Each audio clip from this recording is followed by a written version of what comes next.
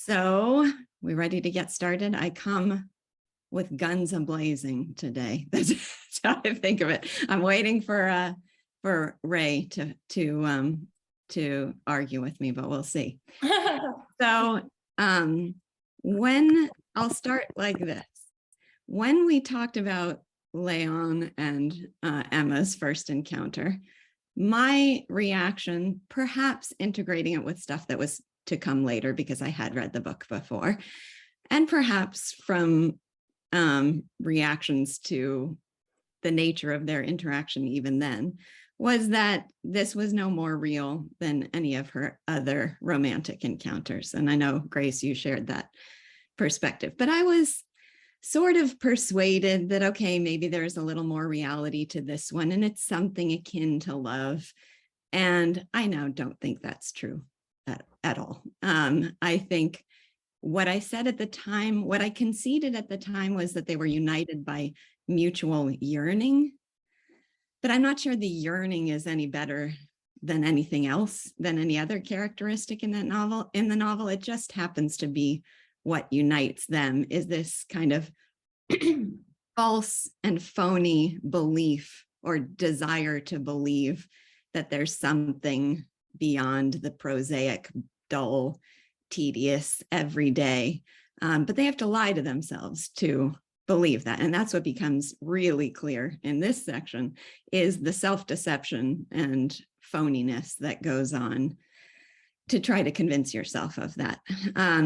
So I agree that they shared this mutual yearning, which is different from what her connection with Rodolphe. But when we get to, this seemed to me very telling right from the start. It said, after Leon left and the two were separated, it says, often when reading in his room or when sitting in the evening under the linden trees of the Luxembourg Gardens, he would let his law book fall to the ground and he would think of Emma. But the feeling gradually lessened in intensity and other sensual desires replaced it. So, well, that was quick. Very easy to find a substitution for whatever yearning was going on there. And there's much more that, and even so when they meet again, she starts saying, let's see, I made a mistake. I shouldn't get used to impractical pleasures. I, who have 1,000 responsibilities. Oh, I can imagine. She says, no, you can't. You're not a woman. And then it says, either to sound impressive or in a naive imitation of her melancholy mood, the young man declared that he had been dreadfully bored with his studies. So we see this role playing. They both assume these roles immediately of the tortured romantic heroes and heroine. And it's just so false. So here's what I feel about it, and then I'll open it up to support or rebuttal, whatever the case may be. This is a world where there are no spiritual values. There's just no such thing. There is a desire that there be such a thing, and there's a fantasy that we play at believing that there's such a thing when we read romantic novels, but they don't really exist. So all we can do is grasp at things that give the impression of spiritual values. So the luxury of the wealth and luxury is something that gives the impression of spiritual values, of something grand and above the everyday and ordinary. So that's what was the seductiveness of the ball. And that's why she wants to spend money all the time, to try to fill this void of values. But it doesn't work. It fills it for a moment and then it evaporates and it's gone and there's nothing really there. Or adultery and the excitement and thrill of forbidden love.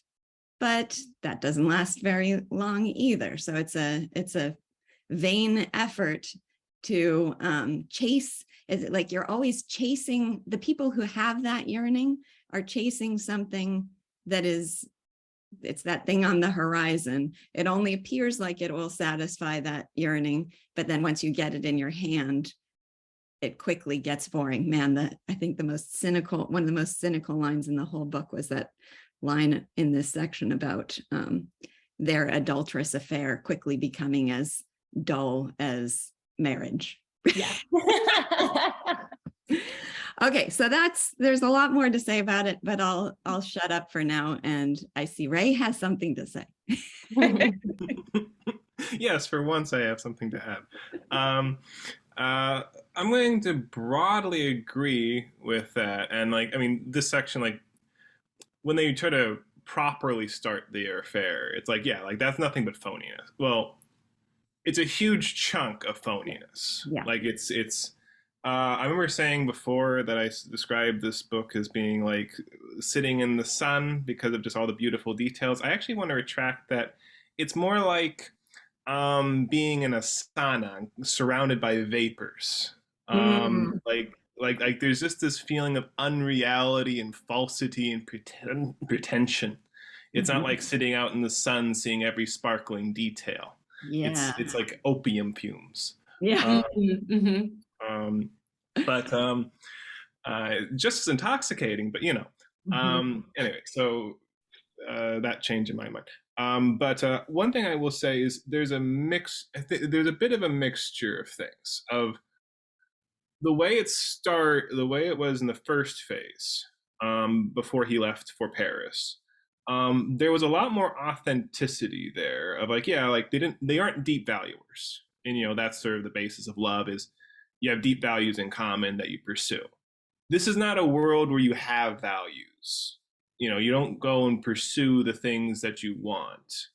Maybe you're like Homais and you're very grubby in your bourgeois pursuit of grasping wealth.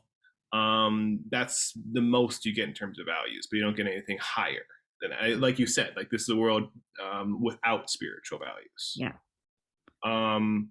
But I will say that there's a lot of falsity going on, but there is also, they actually do at least feel a intense infatuation. Like there is that period early in the relationship, like obviously that's just an illusion that eventually dies away, but they're not faking it at that juncture. Well, what about with Rodolphe? Are they well, he's faking it. Rodolphe is faking it explicitly. But Emma, she believes that, well, that he is a genuinely romantic character. And even but what about this? I think they are more or less self-aware about their faking. So I think Rodolphe is faking it outright. He's how do I get rid of her is the explicit statement from the start. Emma and Leon, there becomes a point in this section where he knows he's faking it. He'll say things that are orchestrated to play the romantic hero, or he'll say things to himself about Emma to try to have her fill the role of the romantic heroine. So it becomes more explicit, but at the beginning, maybe they're not so self-aware about it, but it still feels like there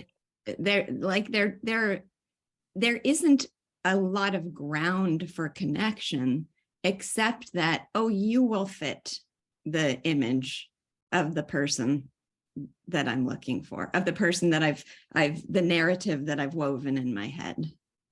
Yeah, I'm going to agree, but I do just want to put that there's a lot of faking going on, but there's at least a brief period of genuine infatuation, unjustified, based off of an illusion, you can argue. Yeah.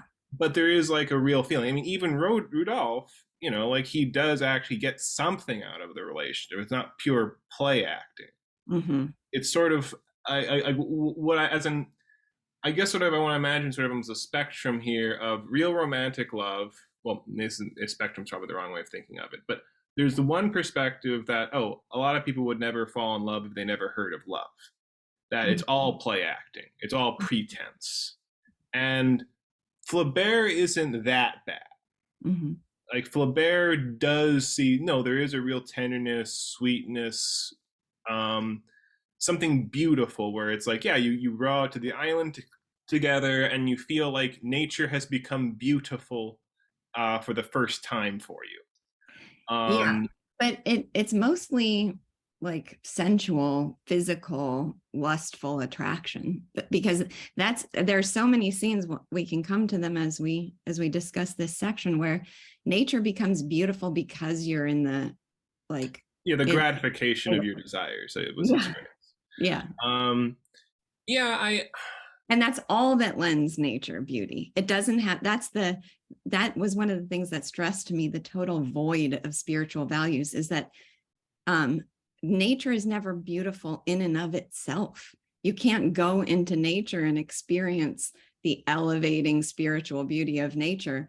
It's only when it's caught up in the gratification of your desires, then suddenly becomes and endowed with beauty. And then as soon as those feelings evaporate, the beauty evaporates too. That's what I like about your vapors metaphor, because it's like only when you're seeing it through the vapors of your present contagion, that's the only time it's beautiful. yeah, I'm again, you're making great points, which I might end up agreeing with totally. I just want to put there this idea though, like it's not just sex, as in No. it's not like Maupassant where or Yeah. as in where it's like, oh, it's just, or well, for modern people put it, it's just hormones, or it's just something like that. Like that's not Flaubert's attitude. There is a genuinely beautiful vapor which evaporates, Mm-hmm. and then you're left with Homais, making, I don't even know what that pink stuff was that they were trying to get together. But that, which by the way, he's got his own vapors in a way, which is interesting to discuss. But anyway, Yeah, I think I do understand your point. Yeah. And it's one of the things that's kind of torturous about reading this novel, is I'll come to sections where it is beautiful. It's so beautifully written, and the moment is so captivating. Like even in the church, when he's kind of chasing her through the church, there was one moment there of describing the world outside of them, and it was so exquisitely beautiful. But you just have the sense that that's just because it's capturing this mood, and it's going to crash and burn very quickly, and the world's not going to be so beautiful anymore. Yeah, so I think there's a lot of things in my head right now, but what I'll say in basic agreement with you is there is no such thing as a spiritual value. There's such a thing as a spiritual emotion or a spiritual mood and atmosphere, and you can feel something genuinely, but the closer you get to your, don't touch your idols or they'll leave gilding on your hands. Such a good line. I've said it enough. The guilt rubs off on your hands. Rubs off is even better, I think. Okay, so Grace, do you want to contribute anything to this conversation? Yes. Okay. It'll just take me a second. Problem. So I'm struggling, Lisa. That's okay. Do you want me to come back to you? No. So I feel like every week I come to this discussion with such a different feeling about the novel. Like last week I was like so intrigued and like so excited to find out what happened next. And this week I just feel full of revulsion. Like I am so like, just from a personal perspective, I'm just so disgusted by everybody. So I'm like looking at this, I'm like, ew. But at the same time, I absolutely can see what you're saying about like the beauty of the descriptions, like in the church, the description of like their love shack in the city where they would meet every Thursday. The world disappears and all the sounds are distant, and that sounds so romantic and lovely. And I'm like, oh wow, that sounds like such a beautiful retreat.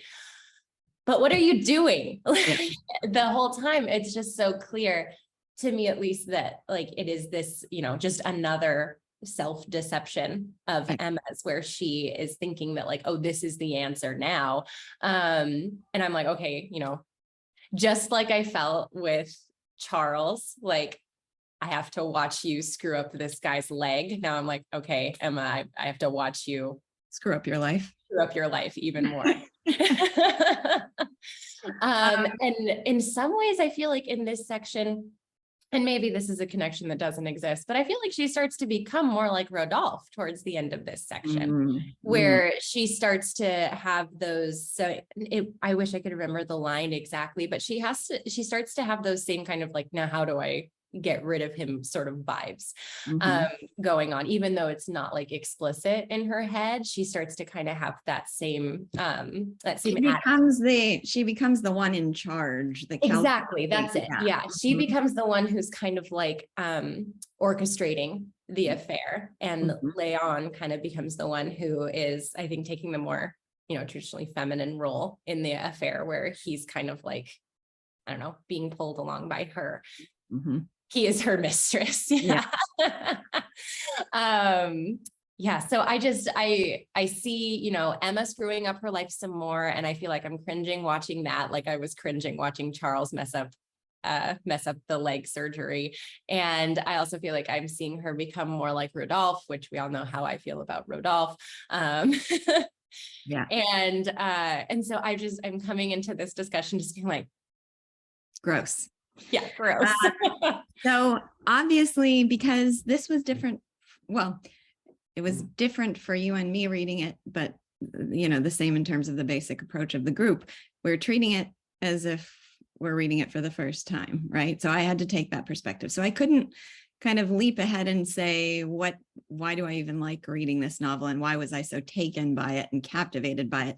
Again, just very quickly, my memory of this novel was that it was just incredibly boring, absolutely unrelatable. I had no memories of it from high school. Of course, what high schooler? You'd have to be like superhumanly sophisticated to get real value out of this. I think there are probably a couple people in this group that would apply to, but I was not. Yeah. So anyway, I told you that there was only one thing that I remembered from my high school experience, and that was the line about the carriage rocking like a boat, because I remember my teachers making a tremendous deal of that and how scandalous that was at the time to you see only a glove emerge from inside the carriage. So the carriage, all of this novel, and all I remember is the scandal of the carriage rocking like a boat.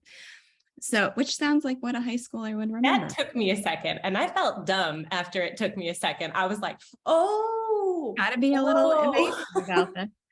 So in any case, now that we are where we are, what I will say about this novel is I love the presentation of a world completely at odds with my own philosophic perspective that is so brilliantly, incisively, effectively done.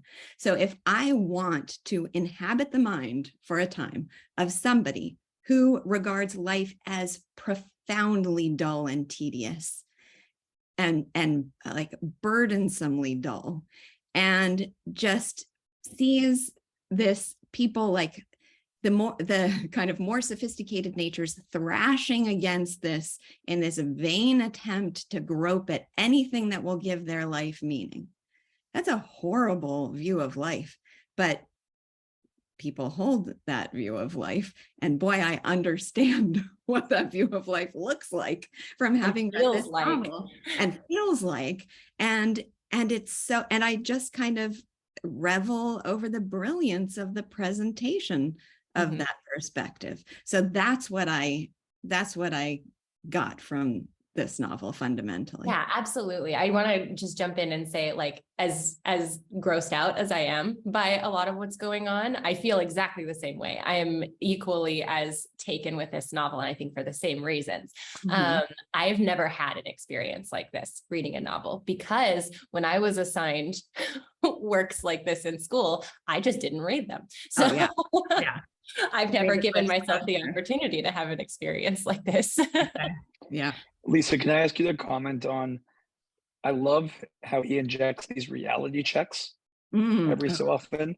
So, oh man, I can't remember the guy's name who they amputated his leg, but there's, oh my God, there's a scene in all of this, and then all of a sudden he's back, and it's not just irrelevant. Like he makes a point of pointing out his his foot or his and how he painfully walks. Yeah, just like. And she's in this fantasy, and the whole financial situation. So I feel like there's a comment he's making there too. Oh, well, so that was at the moment that she goes back home after, living in the vapors of this affair, and she has to sit there with Charles. And there's the line, oh my gosh. So yeah, of course I wrote down that line, and the one immediately prior to it, which was, I think this is just after his father has died. And so she's striving to have some pity for him.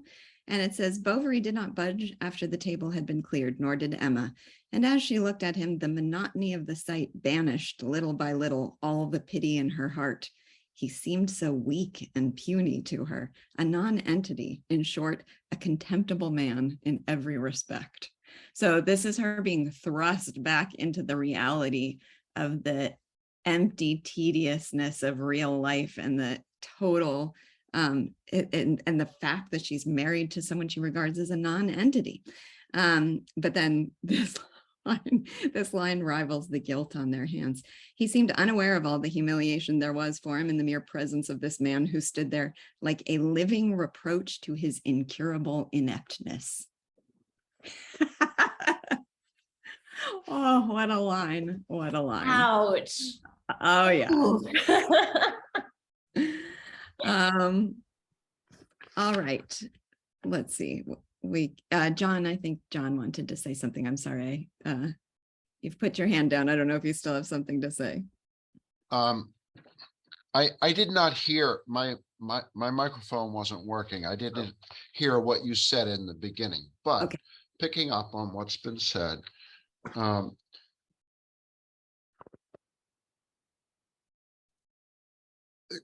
two things, I guess. The human comedy precedes Flaubert, and in that, Balzac distinguishes 6 classes that he puts the human novel into. One of them is the province. What's not in our book, it's not shown in the translation, but if you look at the original, on the title page, there's a subtitle that says, The Manners of the Province. So Flaubert has chosen to represent, he's reacting to the romantic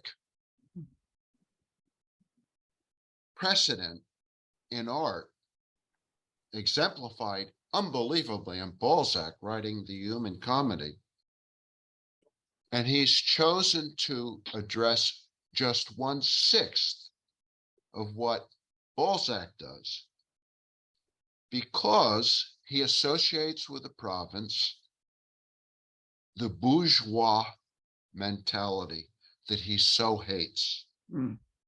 His aspiration is after art.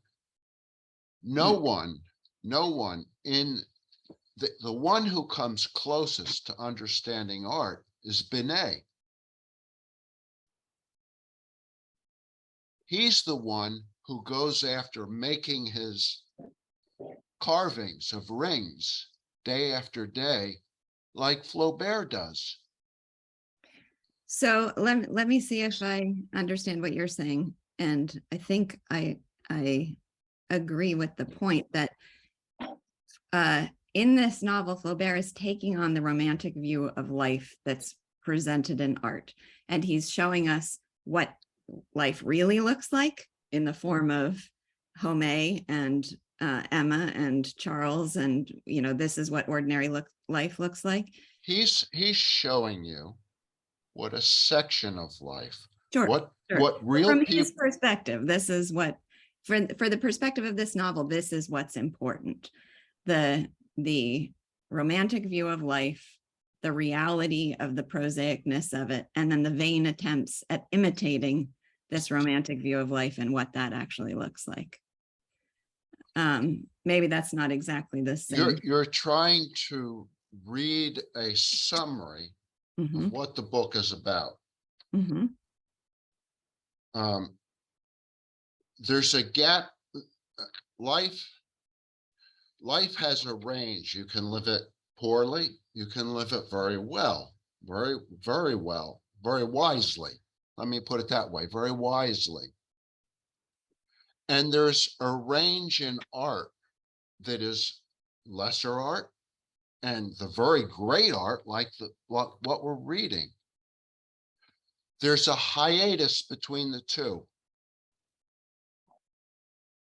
There is something that happens to us when we contact these, when we experience them, that makes us overlay it on life. Flaubert is aware of the art as separate from life. And his concern is presenting the art. And that is to represent precisely what he's representing. It's not to it's not to have some message. Well, if I believed that, I wouldn't be sharing this book with anybody. If I thought that there was no message in it that we're meant to take away about life, it wouldn't warrant analysis for me. So I have to disagree with that point, because otherwise we'd have to trash it and I'd have to move on to the next one. So I have to be able to synthesize it into a basic outlook on the world. You know, it can be more or less coherent in any given novel or more or less tightly integrated. But I do believe that there's a basic outlook, not really a moral message about how to live, but an observation about what is the nature of life or what is the nature of the world. So that's too broad, Lisa. Okay, but I'm sorry, John, I have to move on. Okay. I accept your point, but I've got to move to the Ray. Oh, just a tiny thing about, I think John said it was Benet, where Flaubert is like Benet. No, I understand where you're coming from, but Benet is tedious. He's very, very tedious, and there's a little phrase at the end about exactly what Flaubert thinks about Benet. Just to be clear, he's just grinding away in this very tedious activity, which gives him meaningless satisfaction. Just to be clear. Okay, so I wanted to just try to capture the phoniness that I was talking about with a couple of key lines. So when Emma and Leon have reunited, it says, Emma interrupted to regret that she had not died of her illness. A pity she hadn't died. She wouldn't be suffering now. Leon immediately envied the peace of the grave. He had even written his will one evening, asking that he be buried in that handsome velvet striped coverlet she had given him. This is all rewriting what happened, because actually he forgot about her for the most part. But in retrospect, he's rewriting the story. This was how they wanted to be, each of them imagining an ideal toward which they would now readjust their past lives. And then this really was like a punctuation mark on the end of that phoniness. It said, at his made up story of the coverlet, she asked, but why? Why? He hesitated because he didn't have an answer to that question. Because I loved you so. And congratulating himself on having overcome that hurdle, Leon studied her face out of the corner of his eye. Oh, it's so, they've really, in that sense, they have become Rodolphe. It's just false. It's just trying to find like the right thing to say. Like, Yeah. like what puzzle piece do I need to fit in here so Right. that I can. I mean, it's not Rodolphe in the you. sense that they're not using explicitly to manipulate each other. It's like they're Right. manipulating themselves into believing exactly. this is the high romance that they want it to be. Mhm. Okay, let's see. Oh, I wanted to, let me go. I think Stephanie's had her hand up. Oh, okay. Stephanie. Hi. Yeah. I am reading this for the first time. Okay. And I'm reading in French as well as English, side by side. Mm-hmm. It is at times very beautiful in French. Sure. But the people are Not beautiful. Why are we reading this? When is it going to get good? Oh, I think it's fantastic already. So if you haven't bought in, just drop it. I mean, I only think it's getting good in the sense of being a brilliant portrayal of this view of life. If you're looking for heroes, you're looking for the wrong thing. And okay, that's what I want to know is what is it that you're getting out of it? Yeah. Well, I tried to explain that briefly, but I can try again. What I get out of it is an exquisitely insightfully written and brilliantly written. I mean, the line that I just read to capture the phoniness of their vain attempts to write a romance over the reality of their situation. That's brilliant. That's brilliantly done. And I feel so strongly what Flaubert is trying to convey in that scene. And I take a real pleasure in having a masterful presentation of an outlook on life, whether or not I share it. And also, I feel, I mean, this is in other places, I've encouraged people to do what I call suspending philosophic disbelief. When you read a book, we talk about suspending disbelief, but suspending philosophic disbelief. So put aside your own philosophy, immerse and absorb yourself in this novel. You will inevitably be expanded in your own understanding if it's in the sense of having a foil to your own understanding. Those are very powerful for clarifying your own view. So the more you're exposed to a deeply held, brilliantly held conviction about life that is not shared by you, the better your understanding of your own is going to be. Also, anytime, I mean, there are countless things within this novel that we can relate to, discrete observations, discrete experiences. We've all experienced life and people as tedious and encountered incurable ineptness. It's great to have phrases and descriptions and insights, you know, those about maybe not, we don't share the global view or the totality of the ideas, but somebody as brilliant as Flaubert is going to give us a lot of insights that we do share along the way. And I don't know, I don't know. I have to, I experience it as a pleasure when there is real insight, there is a coherence of view. The only art the kind of art that's well regarded by some people, and I find absolutely worthless and distinctly unpleasurable, is when it's incoherent. If it's incoherent, if it's modern, if it's defiant against reason, then I'm not interested. It's not going to give me any satisfaction. But this is, I think it goes wrong. It steers very far in the wrong direction philosophically, as far as I'm concerned. But I can follow and gather value from the presentation of the world as Flaubert sees it. Does that help at all? Okay. Wendy. Thank you very much. Oh yeah, sure.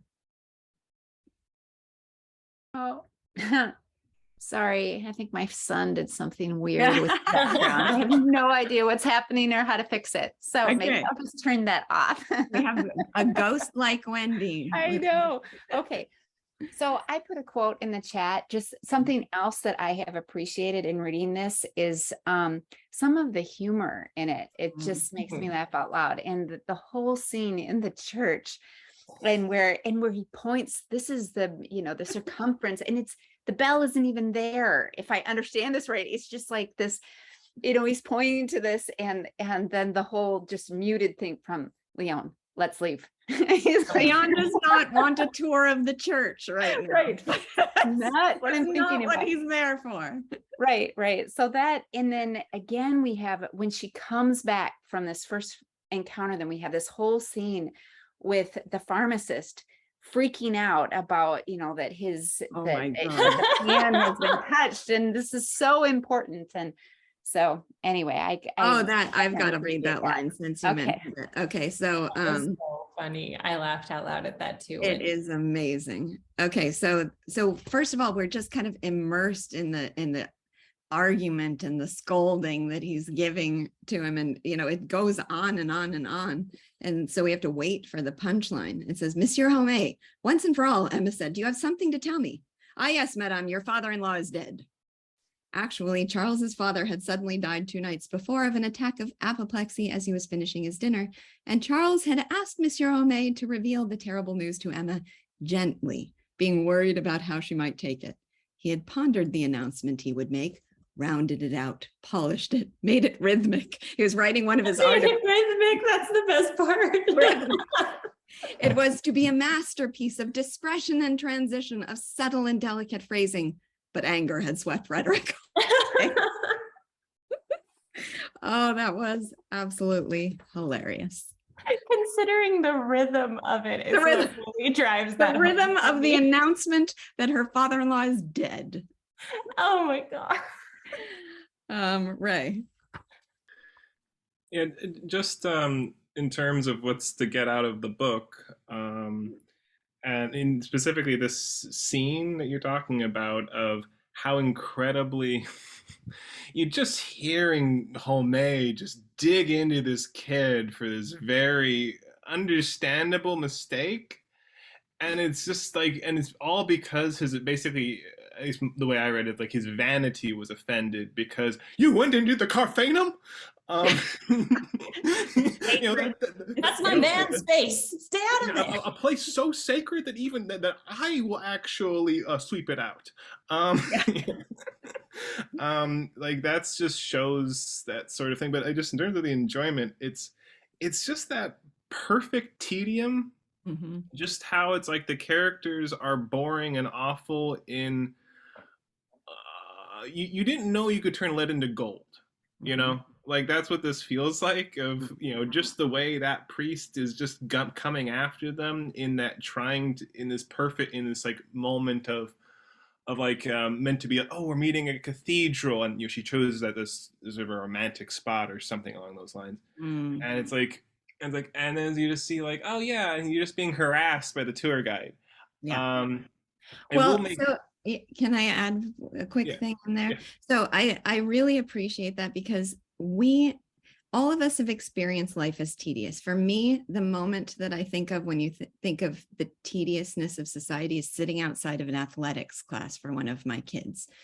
Sitting outside of ballet or sitting outside of gymnastics is, to me, the most miserable of circumstances. It's something about the nature of the conversations. It's something about the quality of parenting that's going on as they're, you know, talking bitterly about their kids' performance because they're determined that they become the next Olympian. There's just something so miserable about it. But I just go in and experience the kind of dreadful misery of it and then come away feeling bad.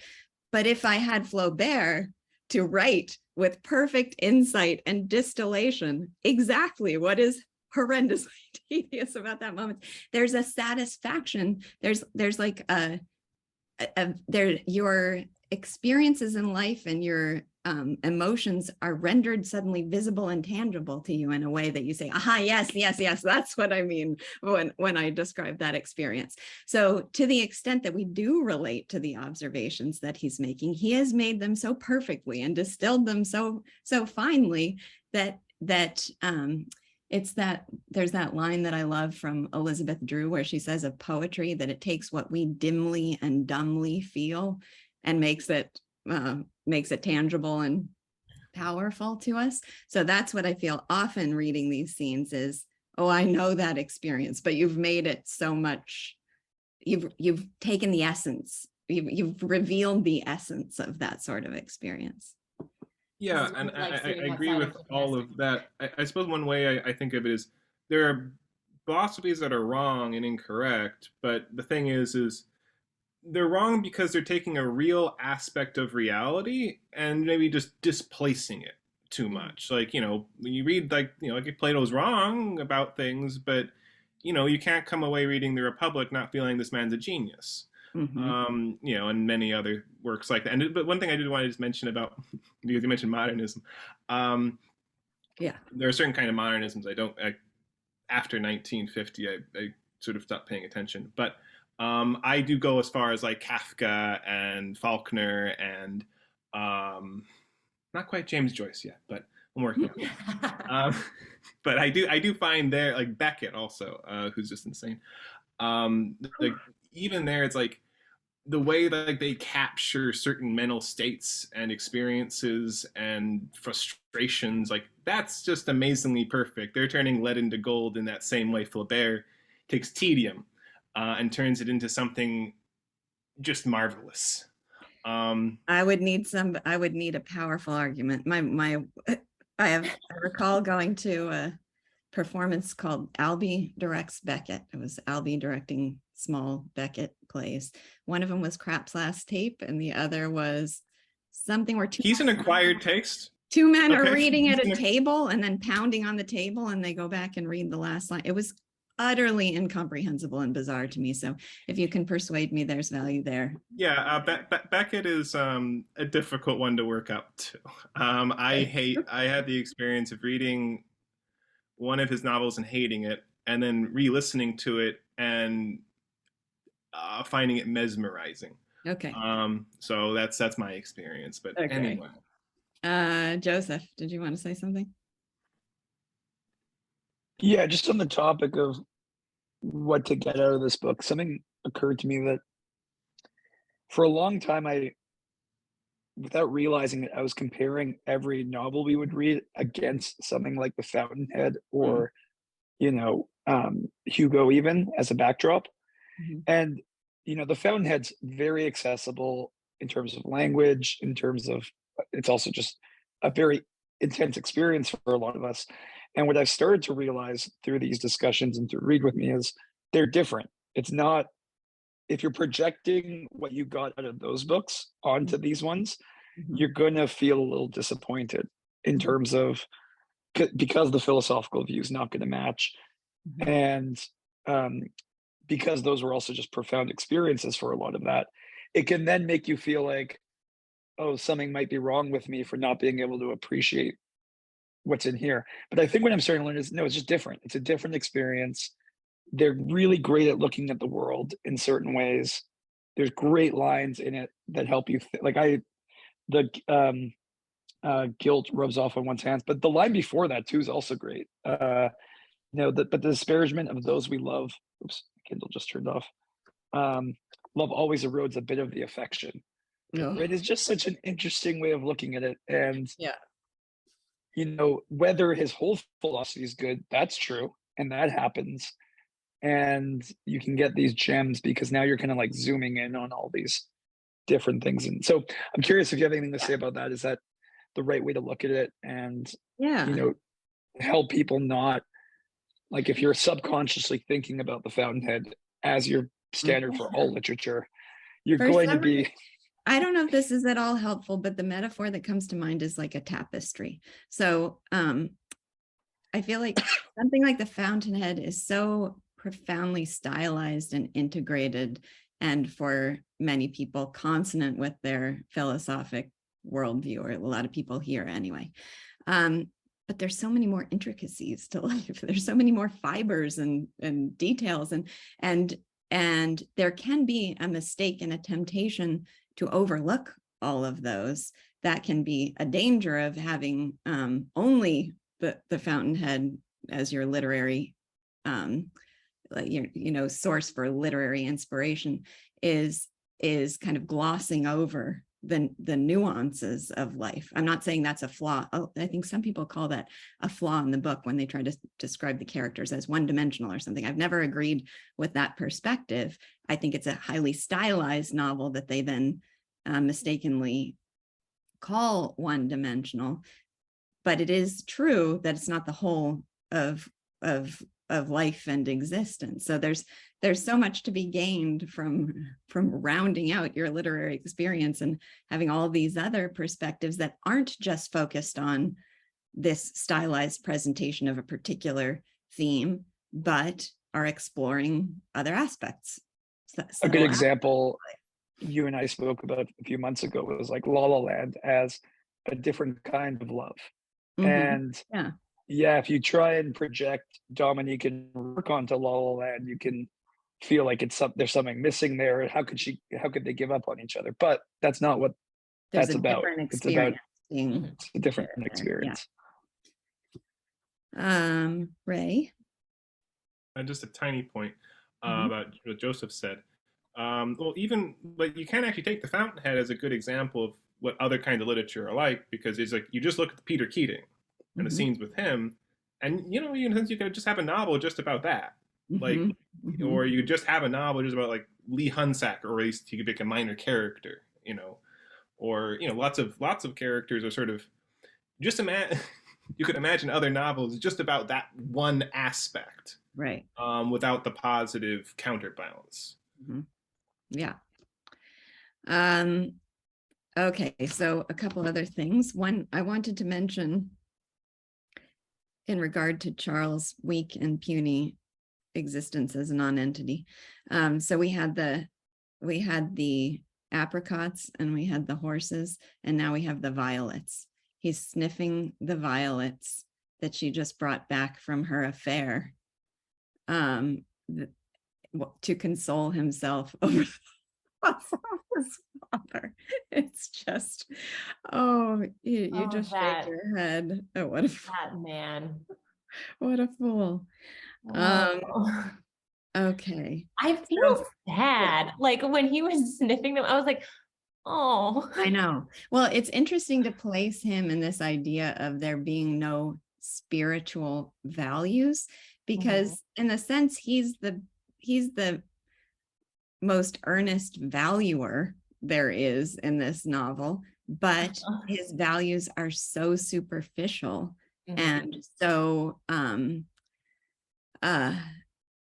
he's so clueless about them so much of the time. And I just have in my head that idea, that model of longing for his daughter. His ambition for her is to have some guy who's got a solid job or whatever it was. Sorry, I never have my phone with the sound on.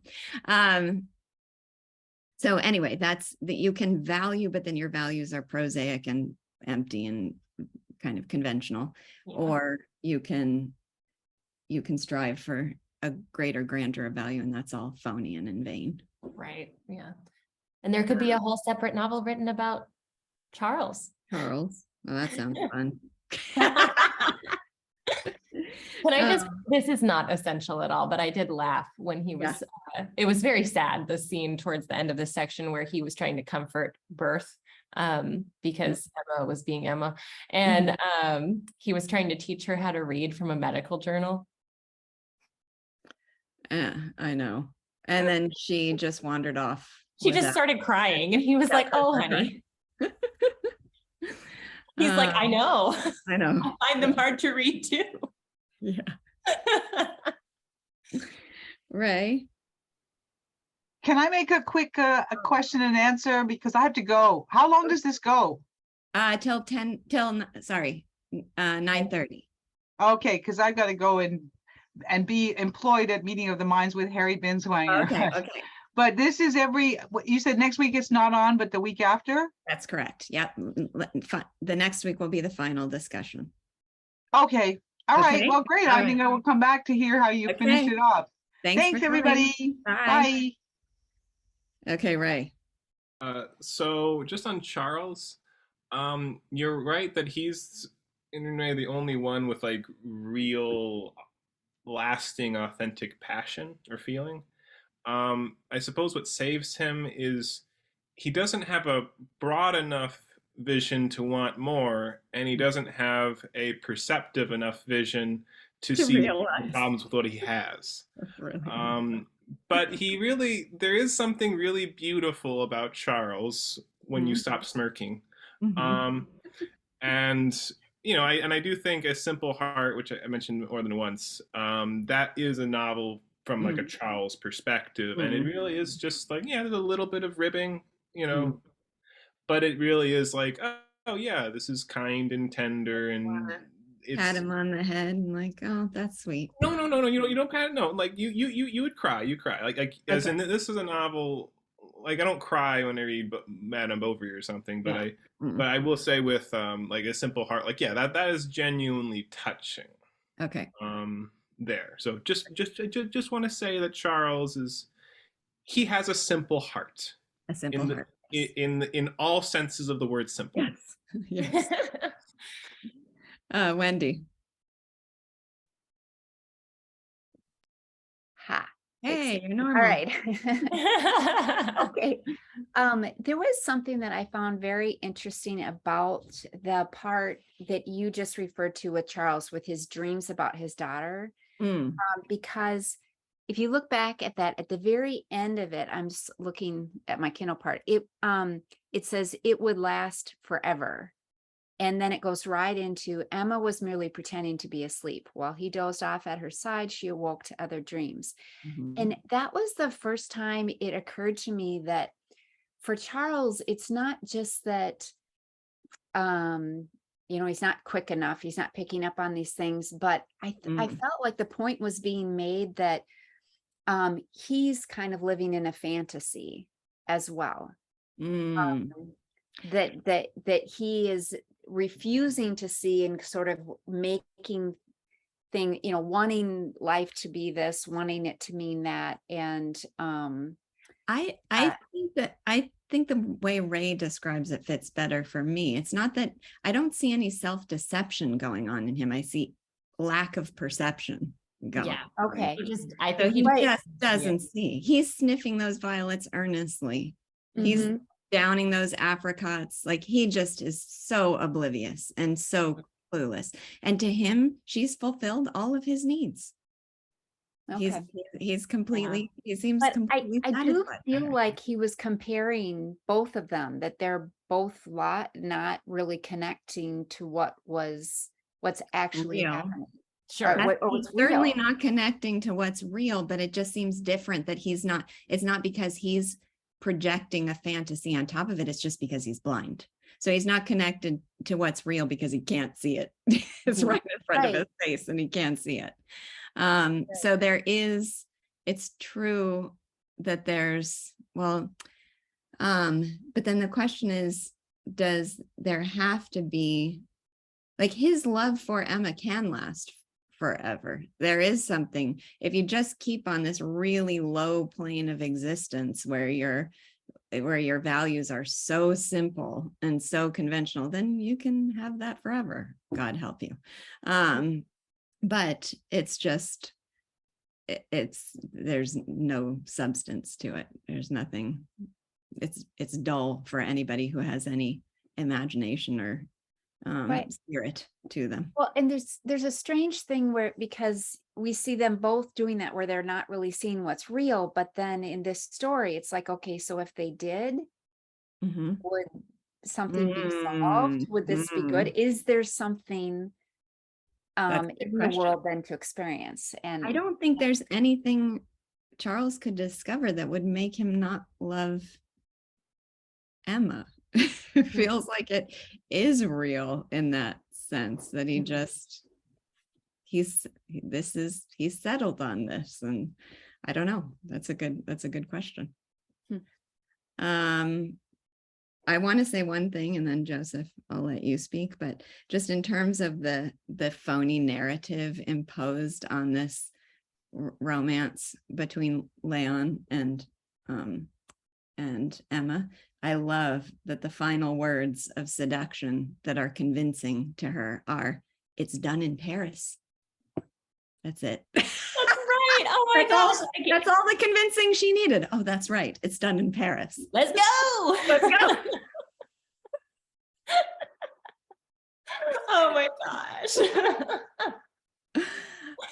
Joseph, or did you? I just had a question.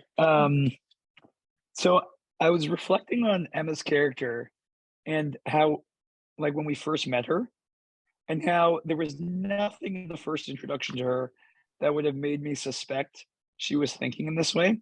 And now I'm wondering, is that because we first met her from Charles's perspective? So like my recollection of us being first introduced to her was she was this very simple, like milkmaid almost, working in this farmer's house, that all of a sudden one day he just started becoming attracted to.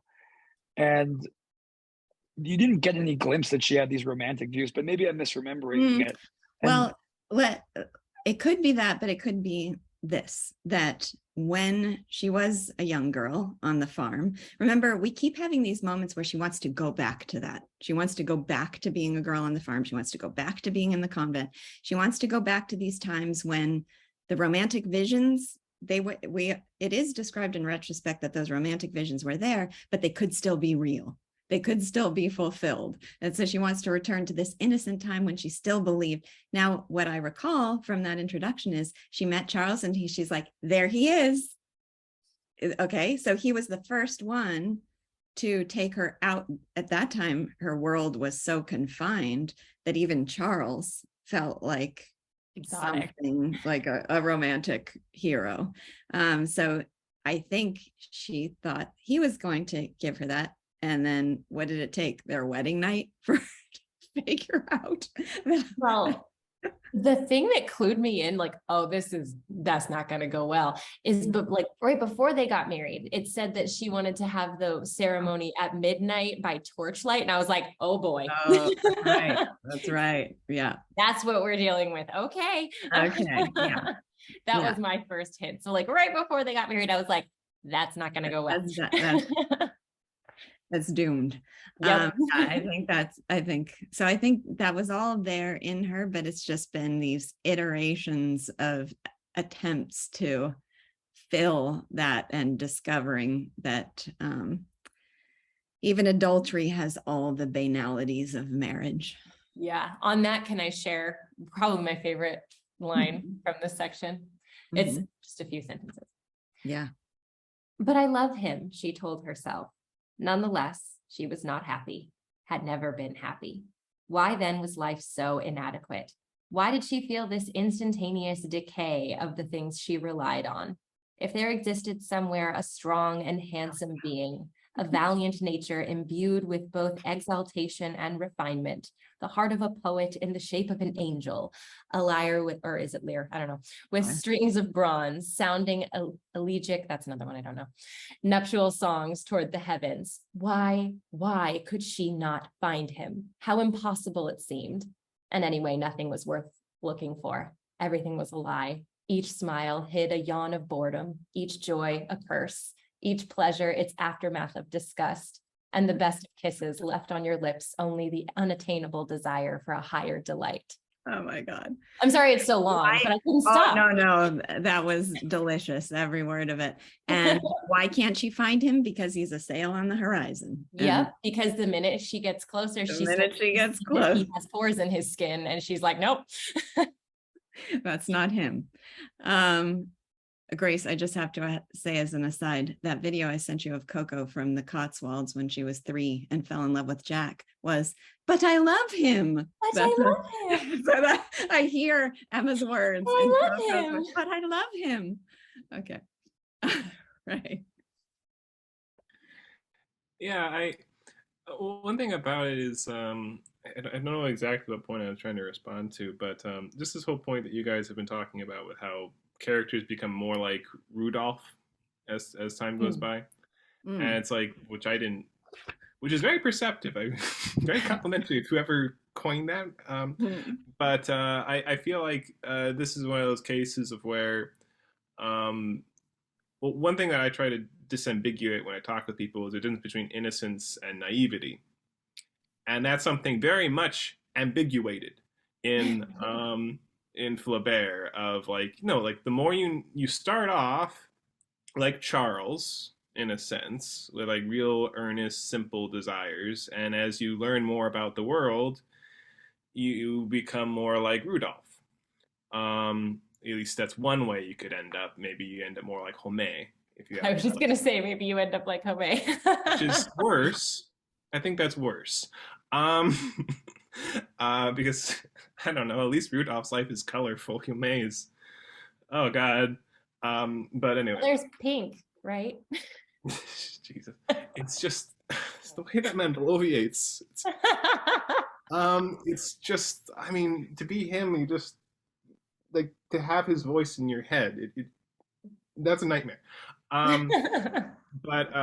yeah, but that's sort of his attitude, and like, and you know, Emma, she starts more like sort of a Charles, simple-hearted, with and then she transitions into being much more like Rudolph, where it's like, well, yeah,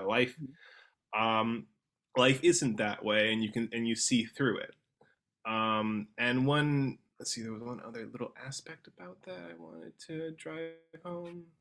Ah, well, it's lost. Well, oh no, one thing about it, just about the whole novel is, it's sort of like these mundane things just sort of drill into your life, like you're trying to have. Oh, I think I'm lost. we hear you. I don't think you guys. Okay, you guys just go. Can you hear us? Okay, yes, I can hear you. Yeah. Okay. Yes, I'm back. Okay, so just one thing is, life just sort of, the boring, tedious parts of life just sort of wreck it for you. You know, it's just like, you know, you have that tour guide who's just coming in. You have Homais right around the corner. You know, just bitterly yelling at his, I don't know, not his son, but that Justin. Just these sorts of things, just they're inevitable irritations in life. Yeah. They disillusion you to things. But anyway, all right. So there were a couple of lines that I felt like drew out the basic feeling of the book, what, you know, the kind of basic outlook we're meant to come away with. And one was just before the part that you read, Grace. It says, one day when they had parted early, she was walking alone along the boulevard. She noticed the walls of her convent and sat down on a bench in the shade of the elm trees. How calm those days had been, how wistful she was about the indescribable ideas of love she had tried to imagine for herself from books. The first months of her marriage, her horseback rides in the forest, the Viscount waltzing and Laggerty singing, you know, we saw all these stages, all of this passed before her eyes, and Léon suddenly appeared to be as far from her as the others. But I love him. Okay, so then it's the part that you read where she's trying to talk herself into believing this is love, but really she needs some, you know, there's some other vision that he's not fulfilling that she needs. And then later it says of Léon, and so he gave up his flute, his elevated sentiments, and his dreams. Every bourgeois in the heat of his youth has believed himself capable, if only for a single day, a single moment, of tremendous passions and noble exploits. The most mediocre rake has dreamed of sultanas. Every notary carries within himself the remains of a poet. Now he was bored when Emma would suddenly sob on his chest, and his heart, like people who can stand only a certain amount of music, languished with indifference amid the stridency of a love whose subtleties left him cold. So that's the process of life. You have these young visions of romantic ideals, and then you live life, and you have these beliefs of what you're capable of. Then you live life, and it becomes rapidly boring, and you become sated by the whatever pleasures you first experienced, and then it becomes, then you discover all the banalities of marriage within it. Wonderful view of life. Kathleen. Hi, good morning. I have an off-topic question about the promissory notes, and it's on page 254. The original amount of the promissory notes was 4,000 francs, and now we know she owes 8,000. But the question that I have, and it's kind of a detailed one, I don't understand the deception of the Laura, to the 2,000 francs and the 1,800. What was the crime there? I'm probably going to mispronounce his name, LaRue, did he have her sign a receipt for 2,000? Because that issue comes up later in the book too. So I'm trying to, I guess, follow the money, if you say. I don't understand what the crime was. Crime set would center around the receipt, right? Whatever Emma would have signed. Well, I don't know if this is the issue you're talking about and somebody else can correct it, but one of the problems was that she got power of attorney and sold property out from under Charles without telling him. So she was getting a loan. I mean, she got money to pay off her debts through the sale of this property, which Charles didn't know about. So she's trying to hide that fact. That was one of it. But it's also this perpetual spending and inability to pay it back, so that the debt keeps increasing, and she keeps having to write to his patients and collects the money herself so that she can pay off the debts. There's all kinds of deception going on where she's trying to bypass Charles to pay off debts that he doesn't know about. All that I understand. It's more the issue with the 2,000 francs and the 1,800 francs. It's on page 254. Okay. So that part I just didn't understand. Okay. Okay. Yeah, I'd have to look back over that. I'm not sure what that one was in particular. A few other lines under the subject of humor. Homais and Leon, their little date together. First of all, that he was held captive. Leon is held captive, trying to get back to Emma, and instead he's stuck with Homais. The idea of him throwing in colloquial speech because he regards it as fashionable now, and then this exchange made me laugh out loud. Leon is looking at the clock in despair. The apothecary went on drinking, eating, talking. He's having a grand old time. You must be rather hard up here in Rouen, he suddenly said. But then your love's not far from here. And as the other blushed, come now, admit it. Will you deny that in Yonville? The young man stammered something. At Madame Bovary's, weren't you courting whom? The maid? The maid, of course. He wasn't joking. Oh, absolutely clueless, but the build up to that declaration of his cluelessness was just amazing. Okay. So, and also just in regard to Charles's obliviousness to what's actually going on, I love the line, "How did this end up in my boot?" He finds the receipts for her, the receipts for her piano lessons just happened to fall into, I don't know how Who that put it there? How could that have happened? All right. Ray, something? Yeah, just that infamous coffee scene. This was just one of those moments that to me was like, oh, I've been there, man, I've been there. Just like with the infamous line from Rudolph. But where he was just like, where he's just sitting there and he's trying to go and he's just got his Emma up there. But it's just that moment of, and so out of cowardice, out of stupidity, From the unnameable feeling which urges us to the most antipathetic actions, he let himself be led to Brideau's. And it's just like just like the moment of like, I really hate this. I hate this with my whole But I soul. don't have the know I shouldn't courage. be doing this, but I'm doing this because I don't, it's, and he Because just why am I has that doing this? But, anxiety and she's oh. waiting for him over there. I can't remember the incident in my life where I felt like that at some point, but I know when I heard that, I was like, oh, Flaubert, you get it. Yeah. Just that. Just like When you're allowing yourself to be dragged along in something that you don't want to. Like that. Yeah.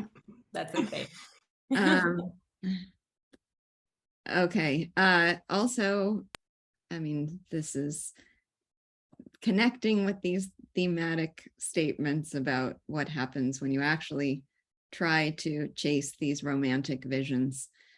So there was the description you gave, Grace, of the other man she envisioned, the one who would really satisfy her needs.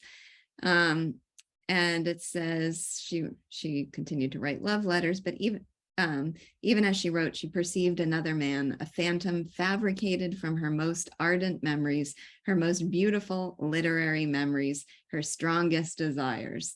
And he became so real and accessible. Okay, so she's creating this vision. And then it says she felt him near her. He would come and sweep her away in one kiss. Then she fell back to earth, broken. For her surges of imaginary love tired her more than her wild debauches. And then just after that, it says, she found everything, herself included, unbearable.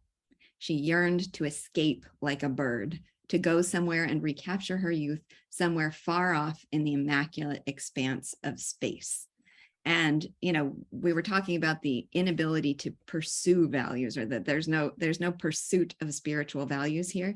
It feels, I've used the word thrashing, like thrashing against tedium, and then ultimately trying to find an escape. That's what you're left with, that you're confronted with the reality that those yearnings cannot be satisfied, and all you're left with is a desire for escape.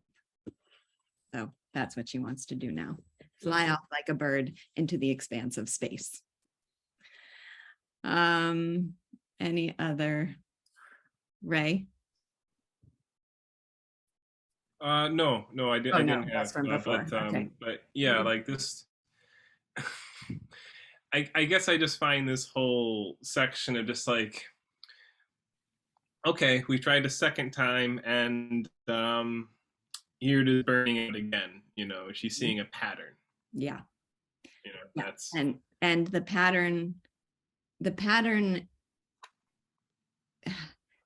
is making her wish she could go back to her youthful illusions, but also face that can't be done, I guess. Yeah, and it's just that way. She's actually a little bit after the part I quoted, of just when she's just talking about attempting to rejuvenate itself from external sources, the depleted passion, and just like, oh, that's, how this game's going to end, girl. Yeah. All right, so for next time, which will be in 2 weeks, we will finish the book. So recall, if you have this version, that there's a big section at the end that's just about the trial of Madame Bovary, that whole section. So there's about 60 pages left, I believe, in the book. Yeah. You're looking forward to it, Grace? Yes and no. Oh, yeah. All right. Unless there are any other last comments, we'll retire and meet in 2 weeks. Okay, bye. Thank you. Bye.